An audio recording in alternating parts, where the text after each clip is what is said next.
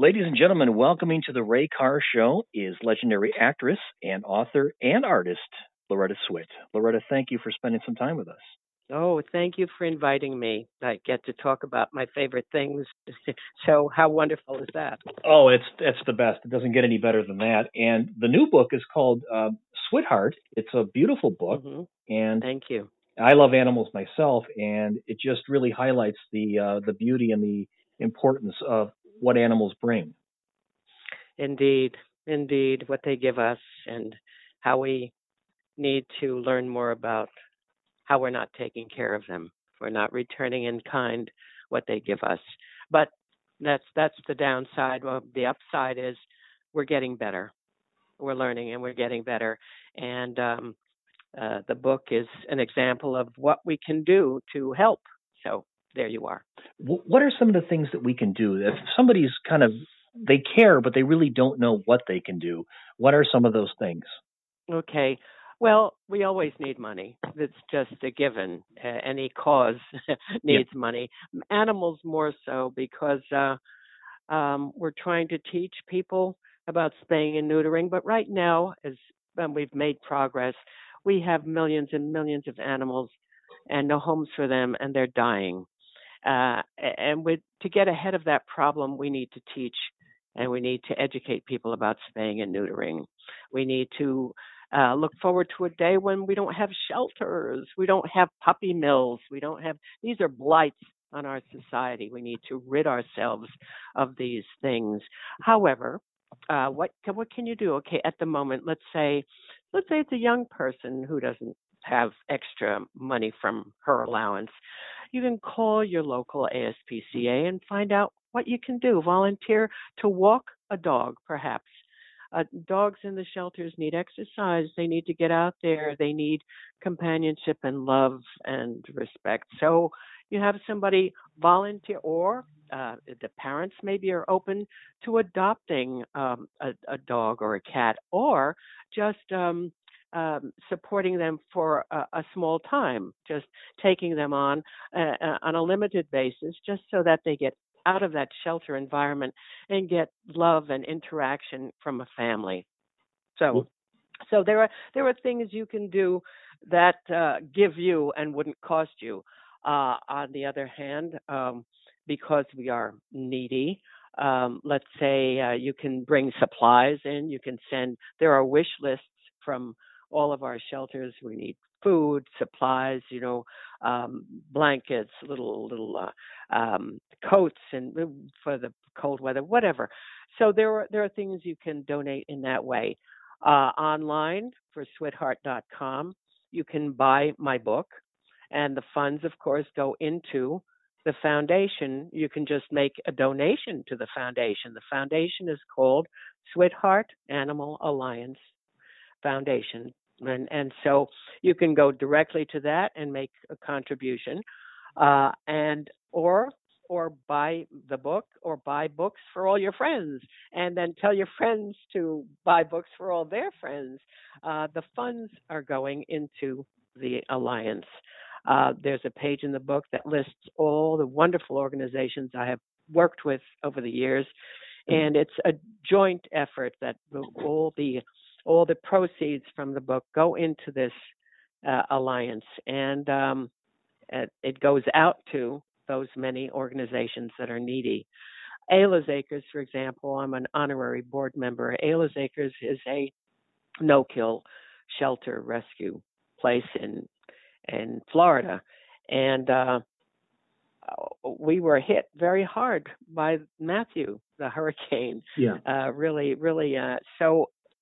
So today, I would say on my list that's most needy, I have to find a way to take the funds from the books and put it into Ayla's Acres, for example. Just, a rough example. Let's say farm animals, so farm sanctuary, let's say. We have a program there where you can adopt an animal, not bring him home, but you can adopt a goat and pay for that goat's feed, for example, and care for a year. and it would be whatever, $20 a month or whatever. So that can be something that the Alliance is doing for a year, and then next year we're going to adopt a turkey, and next year we're going to adopt a cow. I don't know.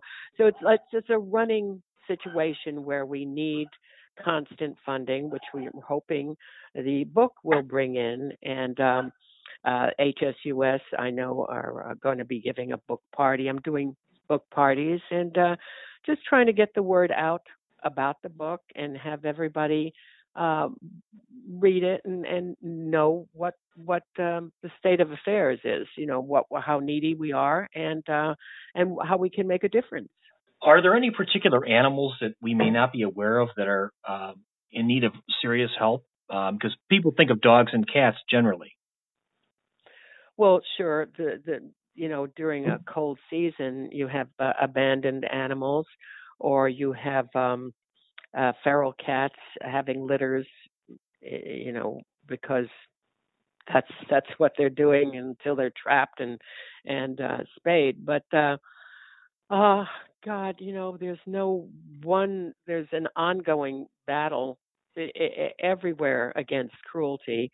But I would say right now, obviously, the domestic animals are in danger from the season. I'm in New York, so if an animal is chained outside in the yard and abandoned, he'll freeze to death or dead. So um, there are there are just it's a constant need. I can just keep giving examples. Um, the exotics at Wildlife Way Station. I mean, we'll need extra protection, or we'll need something to fix the grounds so that people can come visit, or it's just an ongoing thing. I stress ALAs because the hurricane just sort of did us in. We actually rent space and have a sweet little thrift shop. All it's run by volunteers. All the money that comes in goes to ALA's Acres. That was under 2 feet of water, Wow. and of course setting us back thousands and thousands of dollars because we're still paying the rent and we're not, So, that's kind of another thing. People in Florida, for example, if they want to send some things to the thrift store, just give us donations of things, a chair, um, an old TV or whatever. Bring it to the thrift store, and no matter what we get for that item, it'll go into Ayla's Acres because that's it. We pay our overhead, and we everything goes to the shelter. Uh, Fine, that those are like some really strong examples of what we need right now. By the way, um, just helped me place 5 beautiful little animals. It's in the book. They were 5 accidents that never should have happened. We had uh, young people with unspayed and unneutered animals together. And what did they think was going to happen? Well, it did. And so but I had these wonderful caring people who called me. I called Bidawee, who uh, can't say enough about them. They're the oldest shelter rehab placement place and we have in New York, in Manhattan. I called Bidawee and they heard the story, immediately told me where to go. I took the animals to the Hamptons, where the Bidawee office there took them in. We gave them their puppy shots. We vetted them and so forth.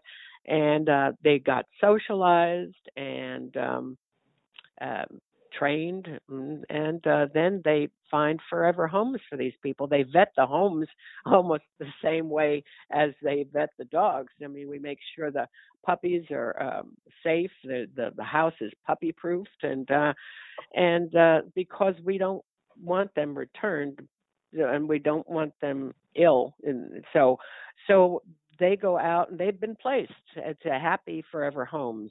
That's Bidawee. I'm very high on Bidawee. Search dog rescue people. Mm. That is always a big need because these dogs are deployed all over the world, busy rescuing us. So what we do is rescue these little puppies, and if they pass certain rigorous tests, they're trained, and by the time they're 2 and 3 years old, they're digging people out of rubble from an earthquake. So it's a win-win situation. We save them, we teach them how to save us, and it's working. It's a beautiful, beautiful program. It's a Search Dog Rescue Foundation, and I met them during 9/11. I saw what they were doing at 9/11. I'm crazy about these animals. The handlers and the animals are like such a team. It really lifts your spirit to see the bonding between animal man and animal animal. It's wonderful. So they're included. There's a painting in the book called The Rookie.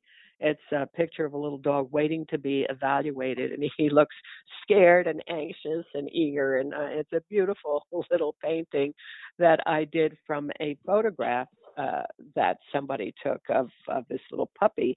And now all the funds from that, I have a separate contract with them. All the funds uh, for anybody buying a print of the rookie, those monies go straight to Search Dog Rescue in Ojai, where we keep working on the training center, which has to be, and this is very interesting.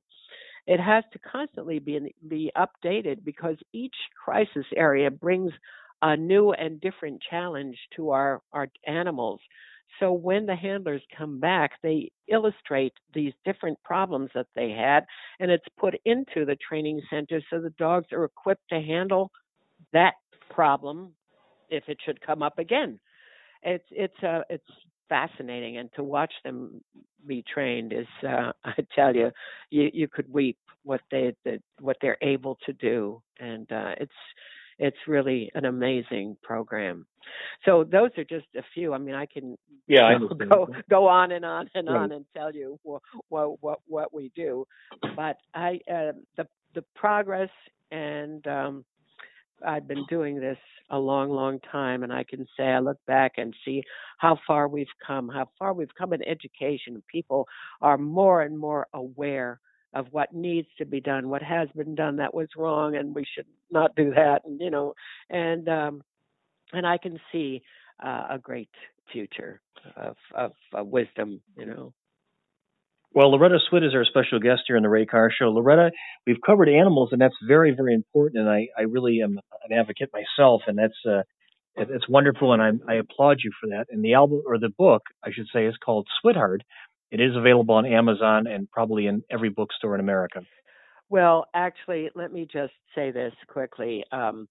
If you buy the book, and it's the same price, if you buy the book from the website sweetheart.com, all of the money will go to the fund as I said, Sweetheart Animal Alliance Foundation. The monies will go into that, and the animals will benefit from that. If you buy it on Amazon, they will get 55% less of Oh, the money. So people should know that. I mean, I think Amazon is great, but in terms of what you're wanting to accomplish with the book, or you as a purchase person, if you want to really put money where it can help and into the foundation, you will do more if you buy it through the website. It's the same price. It's just that all of the money from the website goes into the foundation. And if you buy it from Amazon, they will take 55% out of the price. okay. All right, that's great. If I may bring up quickly, MASH. You were on MASH from 1972 to 83. Can you maybe talk a little bit about those years and how MASH became one of the greatest shows in the history of television? Well, if I were to discuss MASH today with you, I would want to focus on losing Bill Christopher, who played our priest, Father Mulcahy, for all those years. We lost him New Year's Eve, and we're still kind of terribly in mourning about that. And so, as easily as I can look back at all those wonderful years, and especially happy, wonderful memories with Bill, I would like to focus on losing him. He was just such a wonderful, wonderful man. The close. I mean, I've said this in print. I've read it that that was the most perfect casting to find this actor to play a heavenly guy, this priest, whom I'm convinced Bill Christopher brought people back to the church just by his portrayal. He was just, and that was Bill. It wasn't acting. He was a good actor, but he's just Bill had goodness and joy and yeah, he was just such a great person. Me TV is running some back-to-back episodes tonight, as a matter of fact, to salute Bill and in memoriam. He was a great actor. I completely agree with you. And watching MASH throughout my youthful years, I almost really believed that he was a man of the cloth. I know, absolutely. I mean, I very often the thought crossed our minds to ask for his blessing. I mean, he was just, but he was perfect. He was perfect. He had also the most wonderful dry sense of humor. Again, almost priest-like. I mean, something you'd want your priest to have, and. But Bill was one of a kind. It's terribly painful to lose him. I could only imagine. And wow. He coincidentally, and just to double the pain, a year ago to the day exactly, we lost Wayne Rogers on New Year's Eve as well, and it just they were really body blows. We're such a family. I cannot begin to describe how close we are. We just are bonded forever, for life. It's a lifetime family thing. You'll see in the book there's a picture of the lithograph that Fox presented to us, and I wanted to pay an homage in my book, and I thought it's a piece of art. It belongs in the art book, and it'll give me a chance to write about what I feel for my family, my MASH family. It was quite a dynamic. When an outsider as I am and a journalist, I just look at the show and it was well written. And your role as Hot Lips Houlihan was, the head nurse, and you had to deal with the doctors and everybody else. It just fits so perfectly.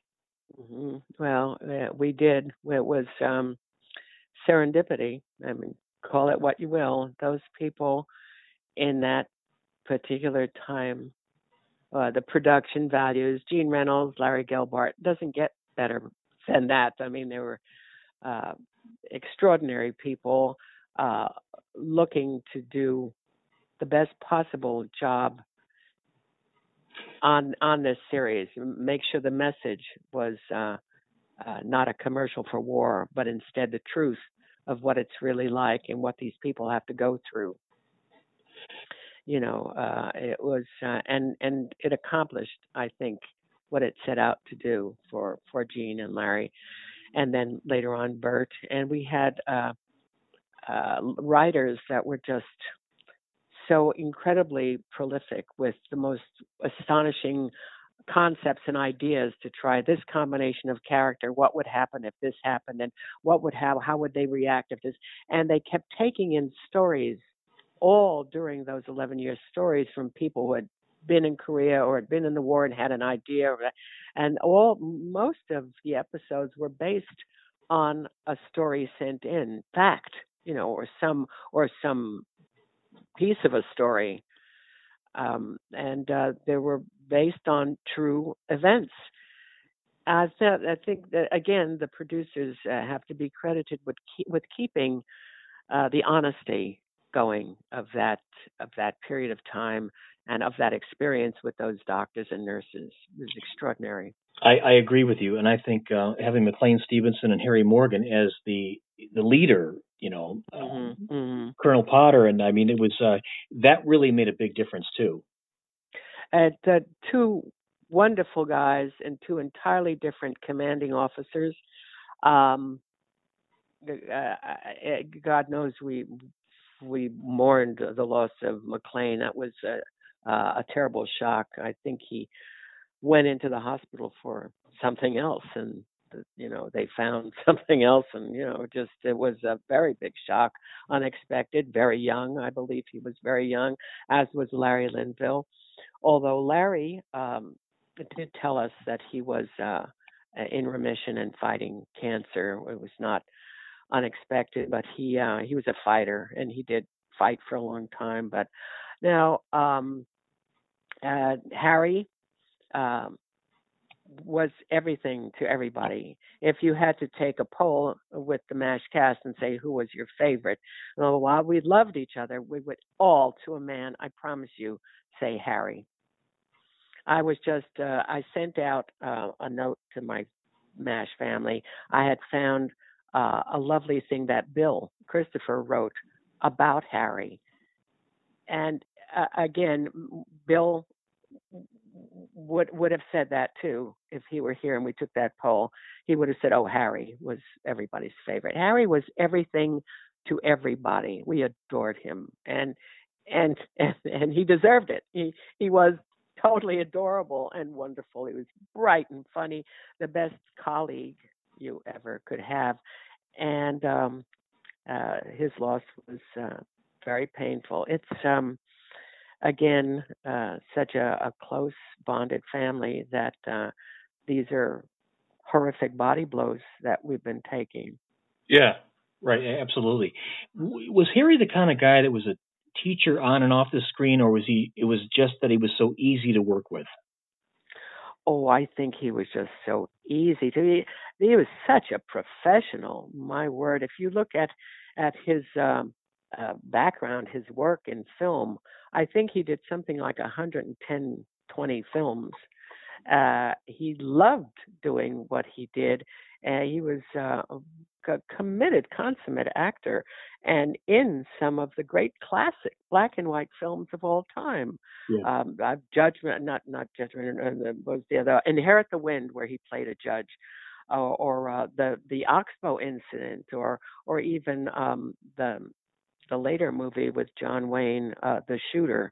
Or I mean, Harry was an amazing actor. To the comedies, December Bride, or and then of course how he felt about MASH was such a compliment. He had worked with the great ones, and he still felt that MASH was the happiest time he'd ever spent working. Again, he was the major part of our family, and the leader of our family. When MASH ended, we continued, of course, to socialize always, and Harry and well, the let's say the California contingent would meet. I was in California then, so it was me and Max, Jamie. So me and Jamie, Mike Farrell, Harry Morgan, sometimes with spouses, sometimes, and we would just have lunch or dinner, just to be together as a family would. Loretta, is there any episode of MASH that you wish they would have dealt with or talked about that they didn't actually do? Was there ever an episode, you mean, not like a topic that they didn't cover, or you would like to have seen them cover? Because I was thinking that, because you're an animal activist, maybe there could have been an animal episode of. There was. Okay, I don't recall. There was nothing they didn't cover.